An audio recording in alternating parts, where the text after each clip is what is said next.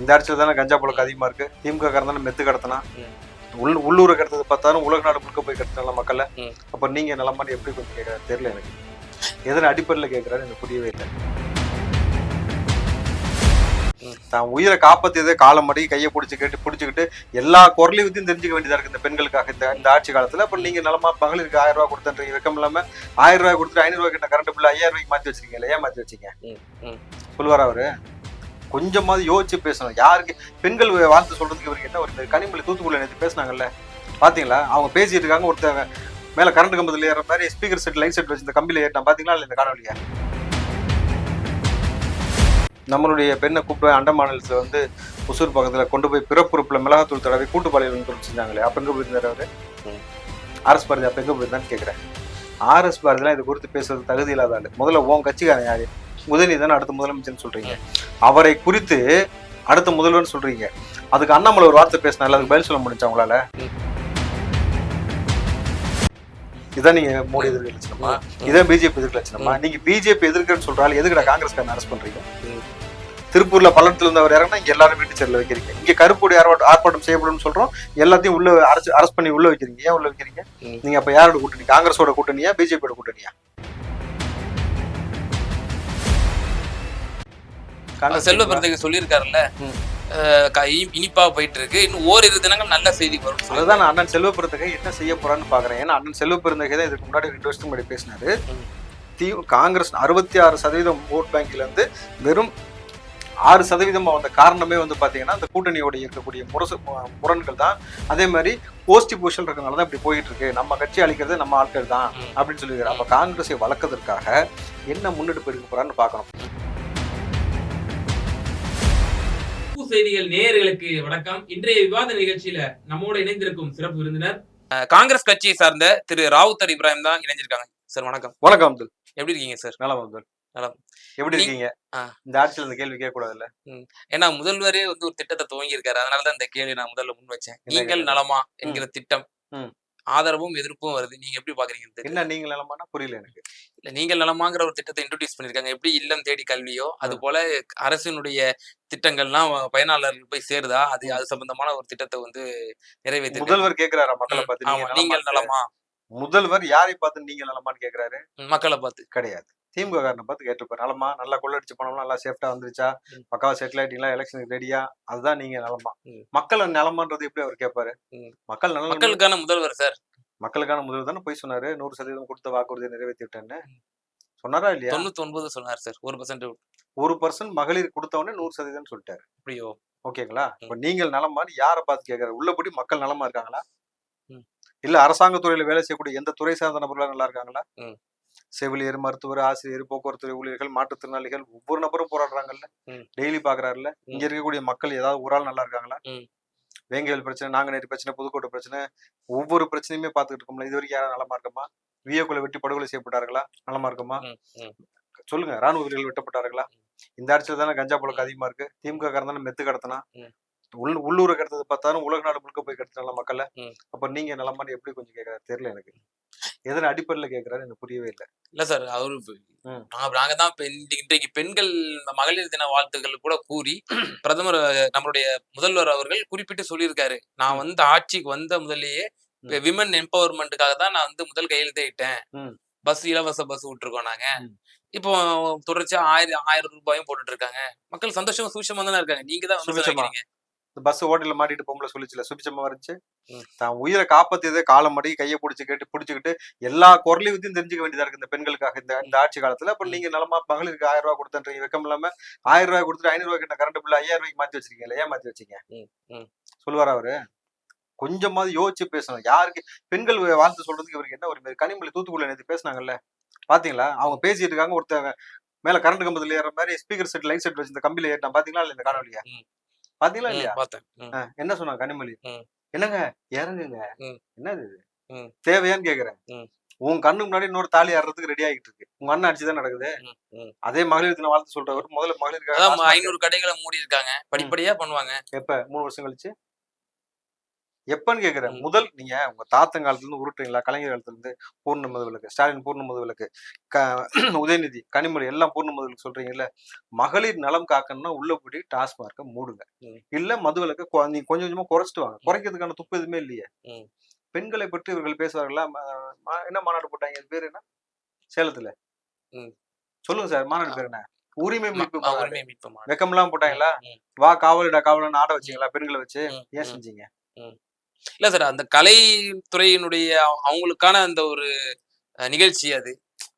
அது கலை நிகழ்ச்சி நடந்தா பிரச்சனை. கட்சி மாநாடு தானே அது. அதுல ஏன்டா ஆட வச்சீங்க?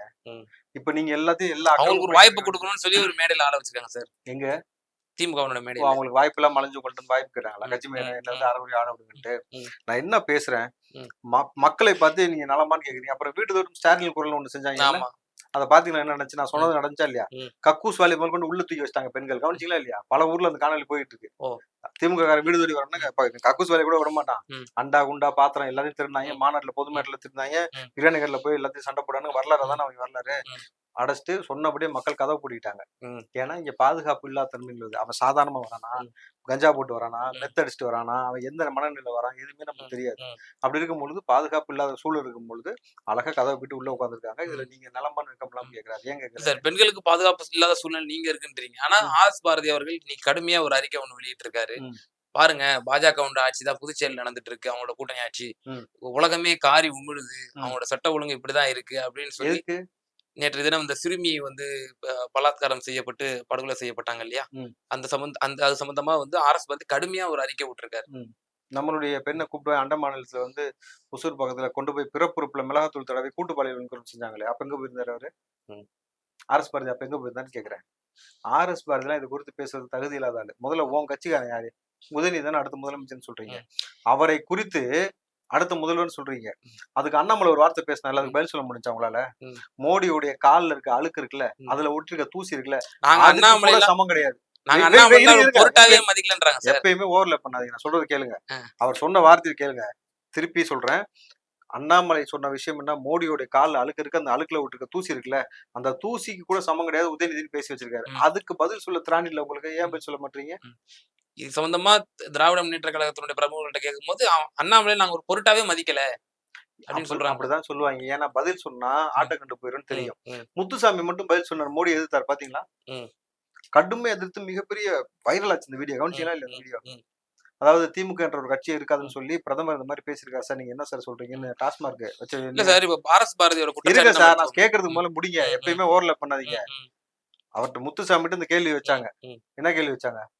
பிரதமர் இப்படி சொல்லியிருக்காரு, திமுக என்ற ஒற்றை கட்சியே இருக்காது, இதுக்கு என்ன சார் சொல்றீங்கிறதுக்கு அவர் கடுமையா கோவப்பட்டார். பாத்தீங்களா?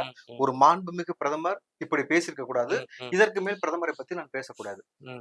வெக்கமா இல்ல? இதான் நீங்க மோடி எதிர்க்க லட்சணமா?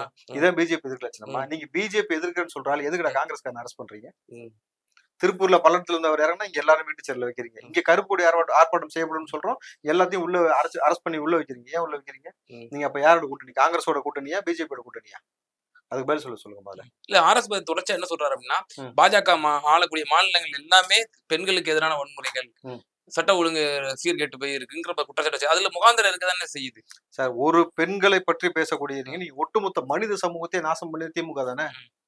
மெத்துன்ற ஒரு விஷயத்தை கடத்தி கொண்டு போய் உலக நாடுகள் இருக்கக்கூடிய எல்லா மனிதர்களையும், உள்ளூர் நாட்டுல எல்லா மனிதர்களையும் வழக்குல நீதிமன்றமே குஜராத் அரசு கூட்டுது. சரி, அது நான் ஏற்புக்குரியதான், இல்லைன்னு சொல்லவே இல்லை. நான் என்ன சொல்றேன், ஒரு நீங்க காலம்ல ஒரு கதை கேட்டுக்கலாம். ஒரு மது பாட்டில வச்சுட்டு, ஓகேவா, ஒருத்தருக்கு ஆப்ஷன் கொடுப்பாங்க. ஒண்ணு நீ மதுவை குடி, இல்ல ஒரு பக்கத்துல பெண் இருக்கு, அந்த பெண்ணை நீ ரேப் பண்ணு, இல்லாட்டி ஒரு குழந்தை இருக்கு, குழந்தைய கொல்லுன்ட்டு. அந்த குழந்தைய கொல்றது பாவம், பெண்ணை கற்பழிப்பது பாவம், நான் மதுவை மட்டும் குடிச்சிருன்னு சொல்லி குடிச்சிட்டு, மதுவை குடிச்சிட்டு போதையில போய் அந்த பெண்ணை கற்பழிக்க போனான். அந்த பெண்ணு கற்பழிக்கும் போது குழந்தை கத்துச்சு, இடைஞ்சு வச்சு குழந்தைய கொண்டு விட்டான். அப்போ ஒரு மதுனால எவ்வளவு பெரிய ஒரு ஒட்டுமொத்த சமூகம் சீர்குலையுது. திமுக தானே செஞ்சிருக்கீங்க. மெத்து கடத்தி கொண்டு போய் உலக நாடு கொடுத்துருக்கீங்கல்ல. அப்ப அது எவ்வளவு பெரிய இம்பாக்ட் ஏற்படுத்தும். நீ எதுக்கு வெக்கம் இல்லாம இதை பத்தி பேசியிருக்கேன்னு கேக்குறேன். உன் நாட்டுல நீ ஆட்சியில உட்காந்து என்ன செஞ்சு சாதிச்சீங்க? அதுக்கு பதில் சொல்லுங்க முதல்ல. ஆர்.எஸ். பாரதி எல்லாம் பேசுறாருல்ல, இதுக்கு பதில் சொல்லுங்க முதல்ல. அதான் கட்சியில இருந்து அடிப்படை உறுப்பினர் நீக்கிட்டாங்கல்ல, அவங்களுக்கு அதுக்கு தொடர்பு இல்லல்ல. நீங்க தொடர்பு படுத்தி பேசுறீங்க. நல்லா தெரிஞ்சுக்கங்க. அவன் கட்சியில இருந்து அவன் கடத்தினதுக்காக நீக்கினாங்களா, மாட்டினதுக்காக நீக்கினாங்களா? மாட்டினதுக்காக தான் நீக்கினாங்களா தவிர கடத்தினதுக்காக நீக்கல. கரெக்டா? நீ கடத்திக்கிட்டு இருக்கும் போது நீங்க கூப்பிட்டு காசு வாங்குனீங்க, கட்சி நிதி கொடுக்க சொன்னீங்க, எல்லாமே பண்ணிட்டு இருந்தா மாட்டினதுக்கு அப்புறம் நீக்கிட்டீங்கடா ஸ்டூபிட் ஒழுங்கா மாட்டாம இல்ல சார், திமுக பிரமுகர்கள் என்ன சொல்றாங்கன்னா, சந்தேகத்திற்குரிய நபர்கள் எங்களோட கட்சியில இருக்க மாட்டாங்க, நாங்க உடனே விலக்கிடுவோம். உங்க கையில காவல்துறை இருக்கா இல்லையா, ம். உளவுத்துறை ம். இருக்கா இல்லையா, ம். நீங்க என்ன பண்ணிட்டு இருந்தீங்க விசாரிக்காம? உங்க ம். கட்சியில பொறுப்பு கொடுத்துருக்கீங்க, ம். அவனுக்கு கோடி கோடியா பணம் வருது, ம். பின்புலம் என்னன்னு விசாரிக்காம அப்ப காவல்துறை தூங்க வச்சுட்டு இருந்தீங்களா உங்க ஆட்சியில? ம். இல்ல காவல்துறைக்கு தெரிஞ்சுமே காவல்துறை கைகளை கட்டி போட்டுருந்தீங்களா? ரெண்டுல ஒண்ணுதான் ம். நடந்திருக்கணும். ம். ஒண்ணு காவல்துறை செயல்பட விடாம நாங்க வச்சிருந்தோம்னு ம். சொல்லுங்க, ம். இல்ல தெரிஞ்சே அமைதியா தான் ம். சொல்லுங்க. ரெண்டுல ஒண்ணு பதில் சொல்லுங்க. இது தவிர வேற என்ன ஆப்ஷன் இருக்க முடியும்? ம். குறிப்பா இப்ப இந்த நேற்று நடந்த அந்த புதுச்சேரி சம்பவத்தை ஒட்டி திருமாவளவன் அவர்கள் ஒரு ஸ்டேட்மெண்ட் விட்டிருக்காரு. ம். இதனுடைய மூல விஷயமே என்னன்னு பாத்தீங்கன்னா, போதைப் பொருள் தான் காரணம். ம். அத இரும்பு கரம் கொண்டு அடக்கணும். அதனுடைய விளைவாகத்தான் இந்த மாதிரியான சம்பவங்கள் நடக்குதுன்றாரு. இந்த அவருடைய ஸ்டேட்மெண்ட் எப்படி இந்த பாக்குறீங்க? மெத்துக்கு திமுக காரன் மாட்டினானே, அதுக்கு ஏதாவது ஸ்டேட்மெண்ட் கொடுத்தாரா அவரு? ம். கொடுத்தாரா? அவரோட கட்சி சார்ந்தவரே ஒருத்தர் நீக்கியிருக்காரு. அப்புறம் ம். இது உள்ளபடி வெக்க பண்ணும்ல அவரு இந்த ஸ்டேட்மெண்ட் ம். கொடுக்க. முதல்ல நம்ம கட்சியில என்ன யார் இருக்கா, நம்ம கூட்டணி வச்சிருக்க ஆட்சி என்ன செஞ்சுட்டு இருக்காங்க, அதை அவர் கவனிக்கணும். ரெண்டாவது, வேங்கல் பிரச்சனைக்கு இது வரைக்கும் தீர்விட்டப்படல, ம். அதுக்கு நீங்க ஒரு கண்டன ஆர்ப்பாட்டம் பண்ணல இது வரைக்கும். ம்.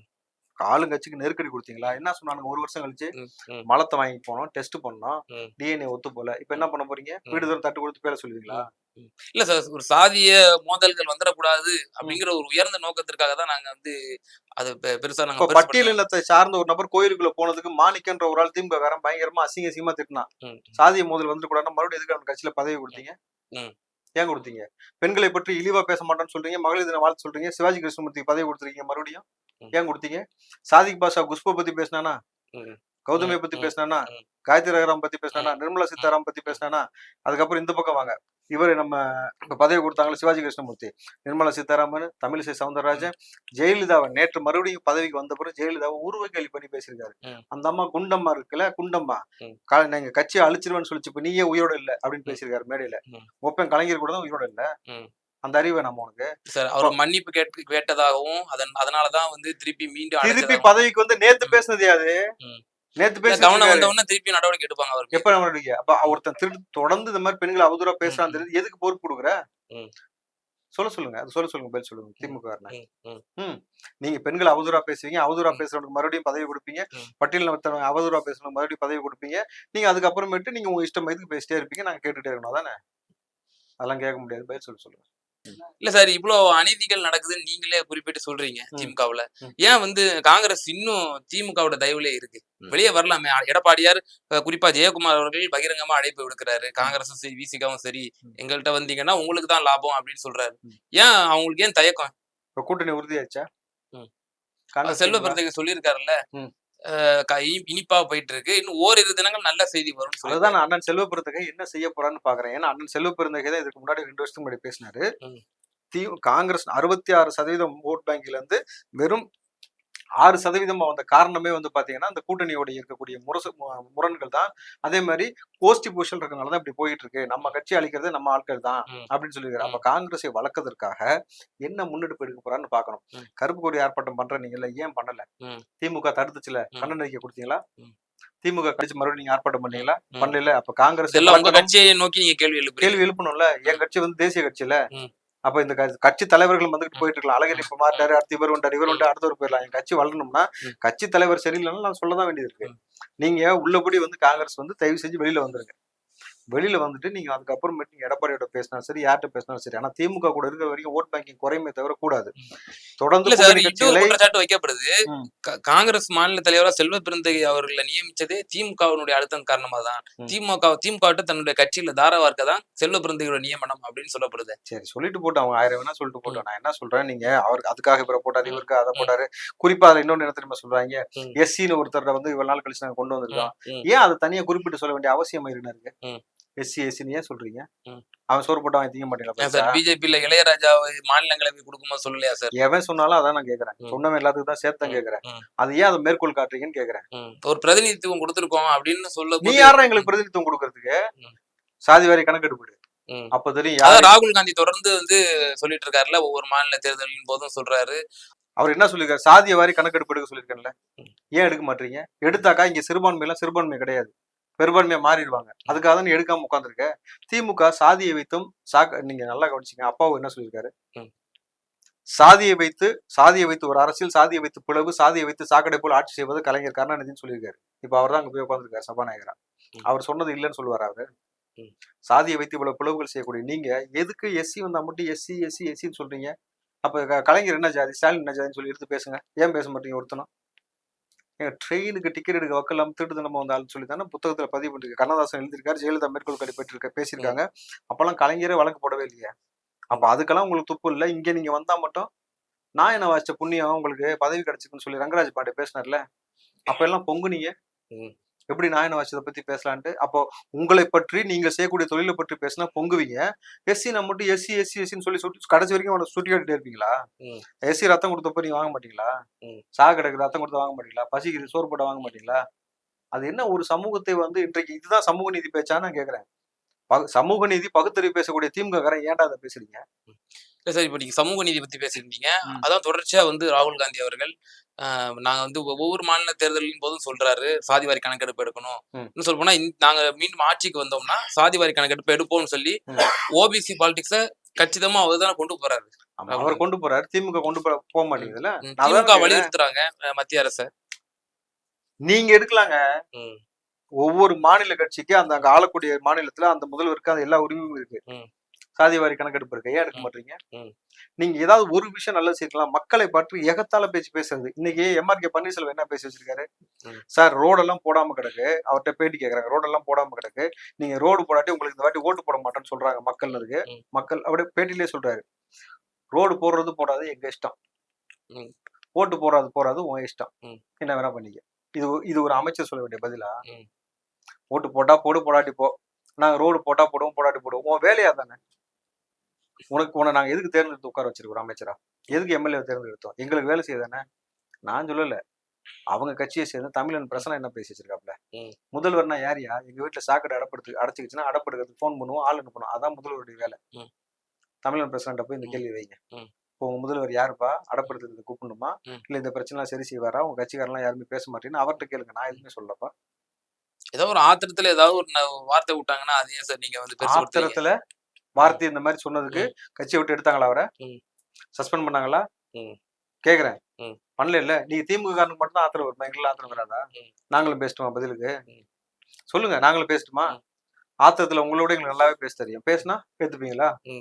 சபை நாகரிகம்னு ஒண்ணு இருக்கு. அரசியலுக்குள்ள வந்துட்டீங்க, பொது வாழ்க்கைக்கு வந்துட்டீங்கன்னா அதை சம்பந்தமா ஒழுங்கா பேசணுமே தவிர நீங்க ஆத்திரத்துல பேசின மூத்தத்துல பேசின கதையெல்லாம் என்கிட்ட பேசக்கூடாது. நீங்க எதிர்வினை ஆற்றலன்றதுக்காக நீங்க எவ்வளவு எகத்தால வேணா பண்ணான்னு சொன்னாக்கா எதிர்வினை ஆற்றப்படும். இது உங்க ஒப்பங்காலம் தாத்தங்காலம் கிடையாது. பழைய பாலிடிக்ஸ் இது கிடையாது. அவ்வளவுதான் தெளிவா சொல்ல முடியும். இறுதியான கேள்வி, இன்னும் கூட்டணியில இழுபறியில போயிட்டு இருக்கு. விசிகா அவனுடைய முடிவு என்னவா இருக்கும் நீங்க கணிக்கிறீங்க? காங்கிரஸ் ஒருவேளை அதிமுக கூட வந்துட்டா விசிகா வந்துடும். இது வரைக்கும் அது மாதிரியான நிலைப்பாடு தான் இருக்கு. அதிமுக தலைமை டெல்லியில இருக்கக்கூடிய காங்கிரஸ் தலைமையிட்ட பேச்சுவார்த்தை நடத்திட்டு இருக்காங்கன்றதா இது வரைக்கும் வந்த தகவல். சோ கூட்டணி எப்ப வேணாலும் மாறலாம். உரிய இடஒதுக்கீடை கொடுக்காட்டி நிச்சயமா காங்கிரஸ் வெளியே வரும். இன்னைக்கு வரைக்கும் பிஜேபி கூட, இன்னைக்கு வரைக்கும் திமுக கூட விடுதலை சிறுத்தையும் மதிமுகவும் போராடுறானா? சொந்த சின்னத்துல தான் நிப்பன்ட்டு. ஜவஹர்லால் ஏன் சொந்த சின்னத்துல நிக்கல? இஸ்லாமிய கட்சி தான். நீங்க அது கொண்டு போய் சேர்க்கிறதுல சில டிஃபிகல்டிஸ் இருக்கும். என்ன டிஃபிகல்டி? பணபலம் இல்ல சார். எதுக்கு நீ கட்சி அப்ப கட்சியை கழிச்சுட்டு போ. கட்சி ஆரம்பிச்சிருக்க, உனக்குன்னு தனியா கட்சி கொடி இருக்கு, உனக்கு கொள்கை இருக்கு, உனக்கு கோட்பாடு இருக்கு, உனக்கு வாடோட ஆள் இருக்குன்னா ஏன் சொந்த சின்னத்துல தான் நிப்பேன்னு சொல்லி நின்று இருக்கணும். நீங்க திமுக சின்னத்துல நிக்கிறீங்க.